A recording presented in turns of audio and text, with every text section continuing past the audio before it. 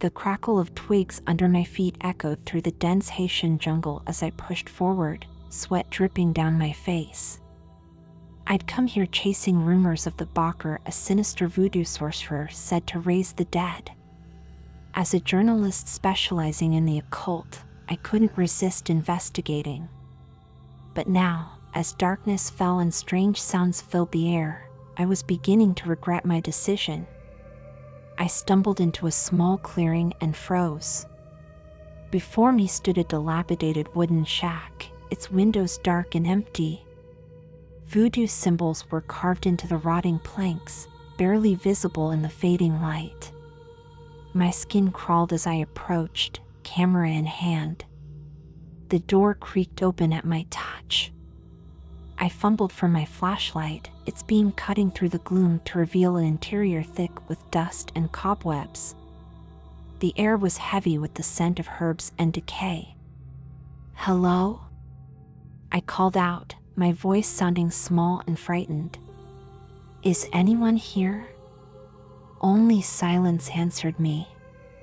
I moved deeper into the shack, my light catching glimmers of glass jars filled with unidentifiable objects. Bones. Feathers. Things I didn't want to examine too closely. A floorboard groaned beneath my feet and I yelped, jumping back. My elbow knocked against a shelf and something crashed to the floor, shattering. I swung my light down and my blood ran cold. A shrunken head stared up at me, its leathery skin pulled tight over hollow eye sockets. Its mouth was frozen in a grotesque grin, revealing yellowed teeth. I stumbled backwards, desperate to get out of this place. But as I turned, my light fell on a figure standing in the doorway. He was tall and gaunt, skin like cracked leather stretched over sharp bones. A tattered top hat sat askew on his head. But it was his eyes that held me paralyzed, milky white and unseeing, yet somehow fixed directly on me. "You seek the Bakr," he said, his voice a dry rasp. It wasn't a question. I tried to speak, but my mouth was dry, my tongue heavy and useless. He took a step towards me. "Foolish child. You meddle in forces beyond your understanding." I am just here to learn," I managed to stammer. "To observe." A low chuckle emanated from his throat. "Oh, you will learn. You will observe. But knowledge comes at a price." From the shadows behind him, figures began to emerge. Men and women with blank eyes and slack faces. Their movements were jerky, unnatural. With horrified fascination, I realized they were walking corpses, zombies raised by the Bakr's dark magic. I backed away, my heart pounding. "Please, I'll leave. I won't tell anyone what I've seen." The Bakr raised a bony hand. "Too late for that, I'm afraid. You wanted to see the power of voodoo. Now you'll experience it firsthand." The zombies lurched forward, their dead eyes fixed on me. I turned and ran, bursting out of the shack and into the dark jungle beyond. Branches whipped at my face as I plunged blindly through the underbrush. Behind me, I could hear them pursuing, the shuffle of many feet and the Bakr's raspy laughter carried on the wind. I ran until my lungs burned, until I could no longer hear anything but the pounding of my own heart. Finally, I collapsed against a tree, gasping for air. As my breathing slowed, the sounds of the jungle crept back in. Insects chirping, leaves rustling, and something else, a low, rhythmic chanting carried on the breeze. I peered into the gloom, straining to see. There, through the trees, was that firelight? Every instinct screamed at me to run, to get as far away from this cursed place as possible. But a morbid curiosity pulled me forward. I had to know more. Creeping through the underbrush, I emerged at the edge of another clearing. What I saw there made my blood run cold. A group of figures stood in a circle around a bonfire. They swayed in unison, chanting in a language I didn't recognize. At the center stood the Bakr, arms raised to the sky. Before him lay a body on a crude altar, a young woman, deathly still. As I watched in horror, he produced a wicked-looking knife.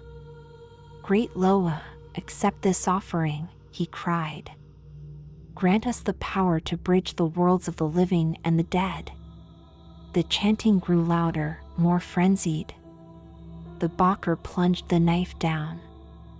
I must have made a sound, a gasp or whimper. Suddenly, every head turned in my direction. Blank eyes stared at me from faces streaked with paint and blood. "It seems we have an uninvited guest," the Bakr's voice rang out. "Seize her. She will make an excellent addition to our ceremony." Hands grabbed me from behind. I screamed and thrashed, but their grip was like iron. As they dragged me towards the fire, I saw the young woman on the altar begin to twitch and jerk. Her eyes flew open, but there was no life in them, only a dull, glassy sheen. She sat up slowly, movements puppet-like and unnatural. "You see," the Bakr grinned at me, revealing rotted teeth. "The power of voodoo is real. And soon, you will know it intimately." They forced me to my knees before him. I could feel the heat of the bonfire on my face, smell the acrid scent of herbs and burning flesh. "Please," I begged. "Let me go. I won't tell anyone, I swear." He placed a cold hand on my forehead. "Oh, but you will tell everyone, my dear. You'll spread the word of the Bakr's power. You'll bring more lost souls to me." His fingers dug into my skin and I felt a jolt, like electricity coursing through me.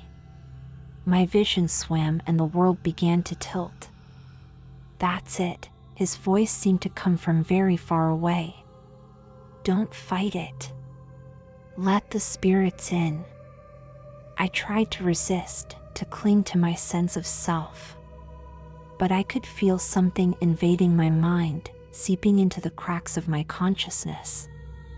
My body began to move of its own accord, rising to stand beside the Bakr. I wanted to scream, to run, but I was no longer in control. He smiled at me, a terrible, triumphant grin. "Welcome, my child. You have much work to do." As if in a dream, I saw myself turning away from the fire, walking into the dark jungle. My feet moved steadily, carrying me towards civilization, towards innocent people who knew nothing of the horrors that awaited them. I was dimly aware of the Bakr's laughter fading behind me, replaced by the whispers of spirits now sharing my mind. They spoke of dark rituals, of power beyond imagining. And deep within, trapped in a corner of my own consciousness, I screamed and screamed as the jungle swallowed me whole. I don't know how long I walked through the jungle, my body moving of its own accord while my mind reeled in horror. Dawn broke, painting the sky in sickly hues of orange and red. I emerged from the tree line onto a dirt road, my feet carrying me towards the nearest town. As I walked, I could feel the spirits whispering in my mind, filling my thoughts with arcane knowledge and dark desires. I tried to fight back, to reassert control, but it was like trying to hold on to smoke. I entered the town just as people were starting their day. A woman hanging laundry smiled at me, but her expression quickly turned to one of concern. "Are you all right, miss? You look unwell." I wanted to scream, to warn her to run. Instead, I heard my own voice say, "I'm fine. Just looking for a place to rest." She hesitated, then pointed towards a small inn. "Try there. And take care of yourself." If only she knew the danger she was in. The inn was quiet, just a sleepy-eyed clerk at the front desk. He barely glanced up as I approached. "Room for one," my mouth said without my permission. He handed me a key, and I climbed the narrow stairs to a small, stuffy room. As soon as the door closed behind me, I collapsed onto the bed, finally free from the spirit's control, for the moment. I lay there, shaking and sobbing, trying to make sense of what had happened. The Bakker's face swam before my eyes, his wicked grin burned into my memory. "You can't fight us forever," a voice whispered in my mind. "Soon, you'll embrace the power we offer." "Never," I growled through clenched teeth. Laughter echoed in my head. "We'll see." Days passed in a nightmarish blur.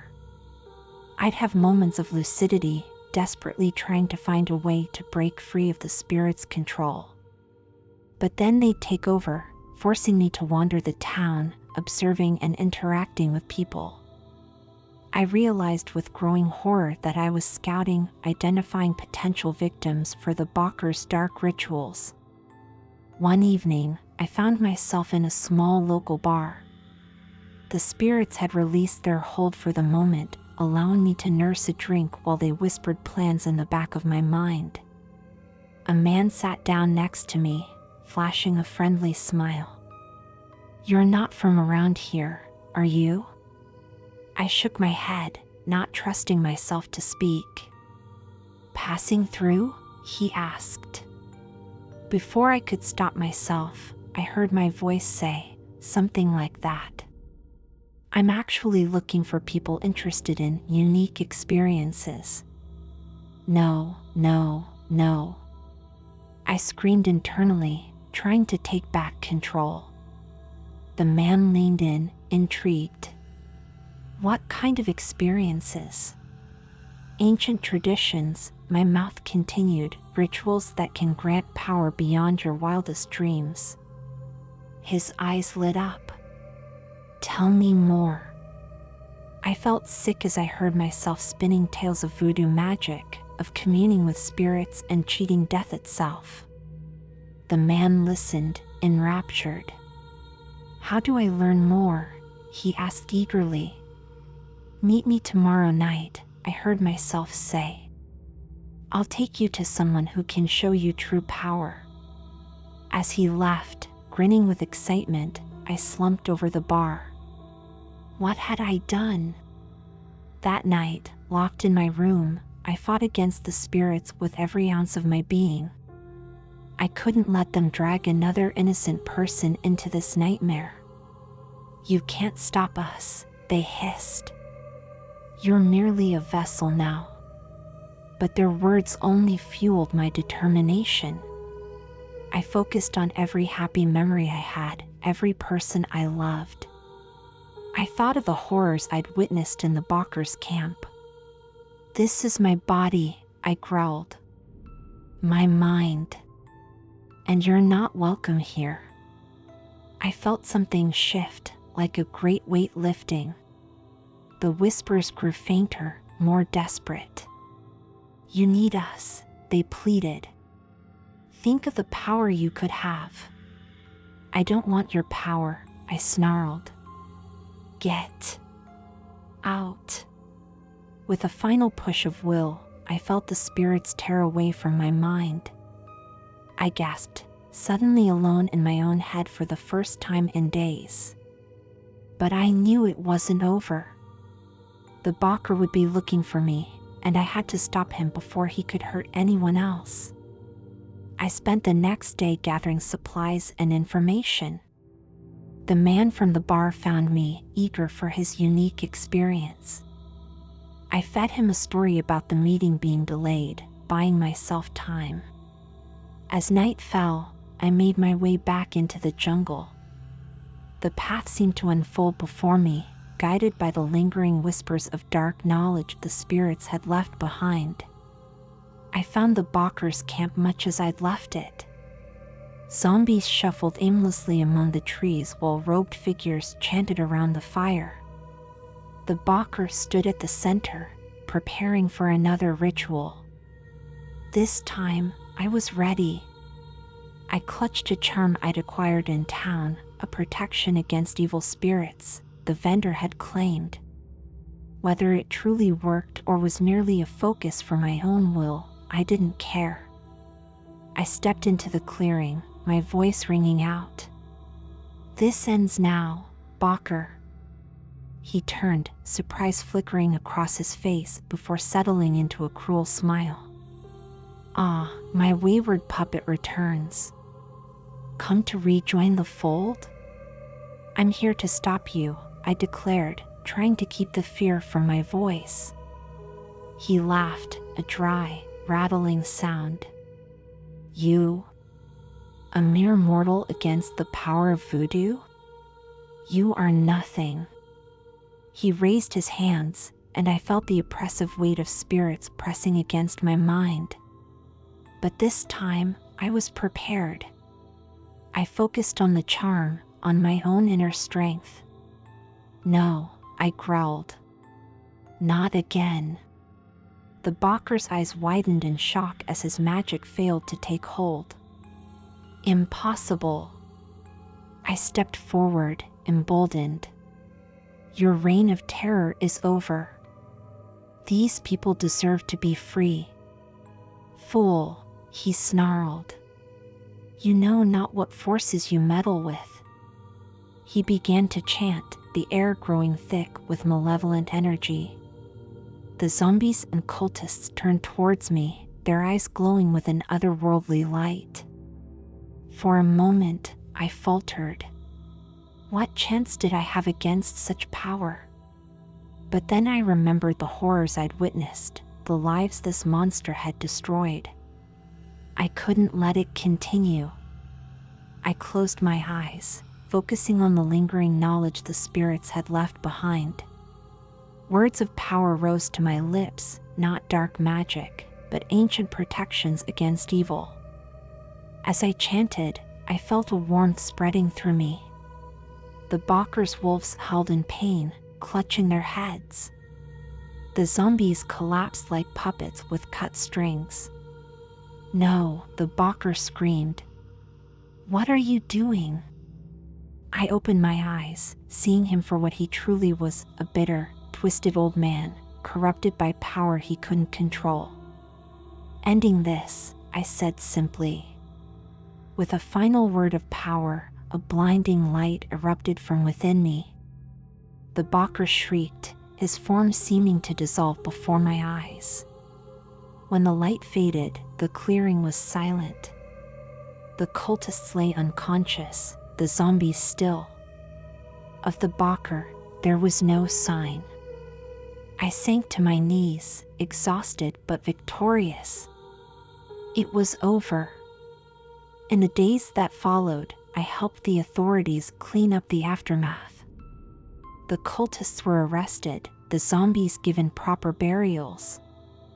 I told my story, though few believed the full extent of it. As I prepared to leave Haiti, I knew my ordeal had changed me forever. The whispers of spirits were gone,